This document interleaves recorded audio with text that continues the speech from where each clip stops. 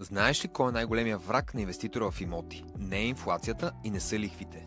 Това е индексацията на цената. През 2019 година купих двустаен на Супер Зелено в столичния квартал Дружба 2. Сделка мечта. Или поне така си мислех. До 2022 година, когато апартамента вече трябваше да е готов. Получих изненадата. Ако още го искам, трябва да платя 25% отгоре. Или 20 000 евро допълнително.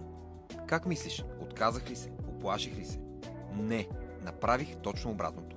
Започнах да търся други собственици, които се бяха отказали. И им предложих сделка. Откупувам договора им, плащам индексацията, а те излизат с печалба.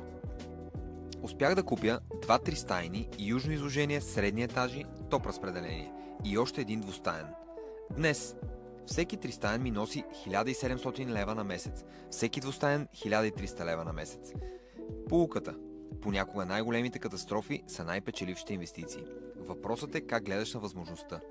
Ако имаш имот, който стои празен или ти тежи, искаш да откриеш пълния му потенциал. Запиши се за безплатна консултация с мен и ще ти покажа как да превърнеш имота си в постоянен източник на доход.